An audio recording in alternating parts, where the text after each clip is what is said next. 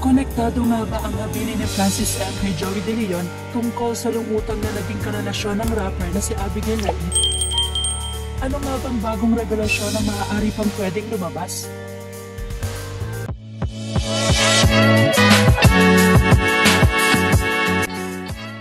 Kamakailan nga lang ay pinagpipiyastahan sa social media ang paglanta ni Abigail Raid at ng kanyang 15-year-old daughter na si Cheska. Sa vlog na Pinoy Pawn Star sa lumabas noong Martes, October 17, 2023, si Abigail nga ang babaeng nagpakilalang dating karelasyon ng yumaong rapper, actor, at TV host si Francis Magalona. Inilahat ni Abigail na nanahimik sila ng kanyang anak sa loob ng 15 taon. Ani Abigail, "For 15 years na nahimik ako. Siguro naman ito na lang yung karapatan na pwede kong magawa para sa kanya. Hindi naman ako nagsalita eh. I know people will judge me, that we exist, but we had is real." Bahagi ng pahayag ni Abigail sa vlog habang ibinebenta niya ang ilan sa mga memorabilia ni Francis na nagpapatunay ng kanilang relasyon.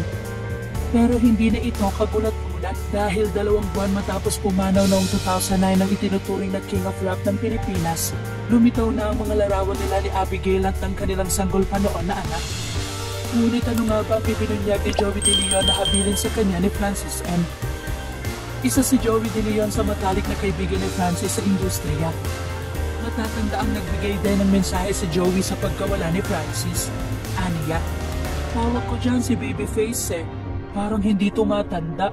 Lahat kami sa Itbulaga tumanda na. Pero si Kiko, ganun pa rin siya.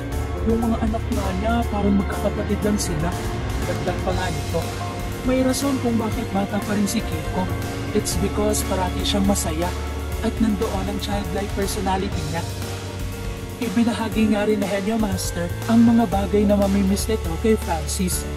Aniya, "Mamimiss ko kay Kiko yung mga bagong idea sa kinukontribute niya sa show at ang paraan ng pag-demonstrate niya. Masayang tao si Kiko, and I'm sure even sa huling hininga niya, nakatawa yan. Seamless pa rin, diba?" Matapos ang pagpupunyag ni Abigail tungkol sa naging relasyon nila ni Francis M, binalikan ng ilang mga netizens ang sinabi na ni Henyo Master Joey De Leon tungkol nga sa huling habilin ni Francis M sa kanya na hindi niya pwedeng sabihin sa kahit na sino. Ayon nga kay Joey, nagkatanggap siya ng text message mula kay Francis M bago siya pumanaw, ngunit ayaw niyang ipaalam ito. Sinabi ni Joey na binura niya ang mensahe para protektahan ang nasabing sekreto ng sikat na rapper. Ani Joey, "One thing na pwede kong ibigay na clue, dying wish yun. Hintayin lang muna nating humupa ang sitwasyon. Sasabihin ko rin kung ano yung text message niya sa akin." Dagdag pa nga nito, ilang netizens ang nag-isip na ang mensaheng ipinadala ni Francis M ay may kaugnayan sa kanyang pamilya kay Abigail.